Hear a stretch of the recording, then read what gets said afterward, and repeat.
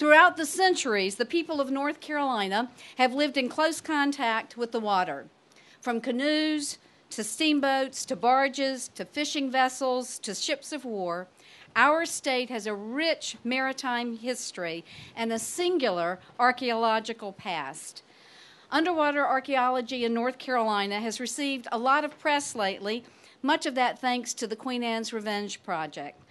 But the state's underwater archaeology branch, which celebrates its 50th anniversary this year, actually got its start because of the Confederate blockade runner Modern Greece, which was sunk 150 years ago today. So another anniversary. The Modern Greece was thought destroyed until 1962 when a storm uncovered the wreckage, and we'll hear a little bit more about that history and that event a little later on. Divers found much of the vessel and the cargo intact. In fact, it's quite remarkable in that regard. Historians and archaeologists from the state of North Carolina and the United States Navy joined forces to recover those artifacts. When private companies started trying to salvage the artifacts, the state weighed in, and a landmark court case led to a statute saying that North Carolina has sovereign right to, quote, all shipwrecks, vessels, cargoes, tackle, and underwater archaeological artifacts which have remained unclaimed for more than 10 years. It's a responsibility that the Department of Cultural Resources and our Underwater Archaeology Division takes very seriously. Over the years, while a number of artifacts from the modern Greece have been conserved and sent to museums, many have remained at the UAB just across the road here. And now work on conserving the remaining artifacts is underway, and it's a great example of partnership. In addition to our own staff, we have graduate students from ECU's Maritime Studies program, and interns from UNC-Wilmington have also worked on the project. Our underwater archaeology branch explores, protects, and teaches about the historical treasures that lay beneath North Carolina's waters. I want to thank our hardworking staff. I believe that the men who served aboard the Modern Greece would indeed be pleased today that we are gathered in these modern times to remember them. And I believe that we do need to remember them. The historian A.L. Rouse put it this way: bound as our lives are to the tyranny of time, it is through what we know of history that we are delivered from our bonds and escape into time. This is not just an American story, it is an international story. And the Confederacy depended in large part on supplies from overseas, and specifically from Great Britain. And a great trade network developed between Confederate importers and English exporters.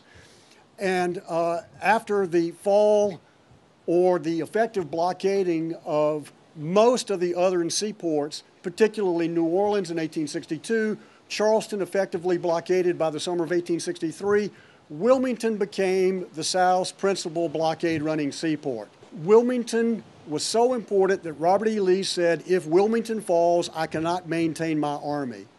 So the Confederacy was dependent on the survival of Wilmington as a blockade-running seaport. And it literally became known as the lifeline of the Confederacy. And the vast majority of supplies that helped the Confederate war effort did come through Wilmington. About, or at least 50% of everything the Confederacy used or consumed during the war came in through the blockade, and the vast majority of that came in through Wilmington. Punky Curie and myself used to dive all over this area on many of the blockade runners, from the Ella all the way up to the Ranger, and we used to dive on the Modern Greece back 60 years ago. When the Modern Greece used to be exposed on low tide, you could see the boiler. And we kept diving on it. And finally, one day after a big storm, Punky Curie and myself were down here riding in a Jeep.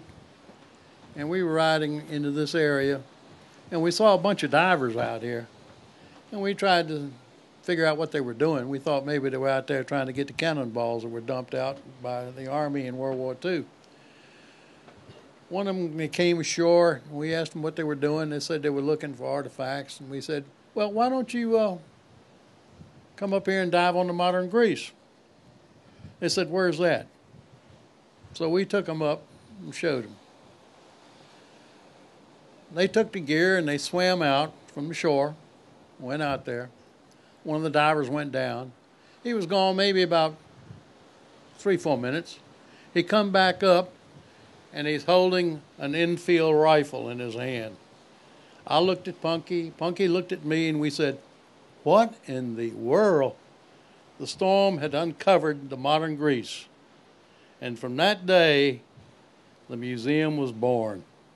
Thank you.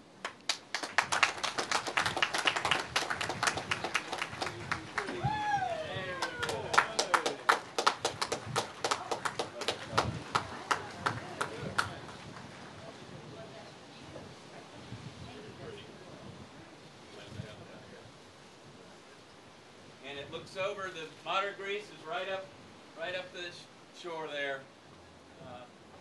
And someday Julep will be out there anchored for us.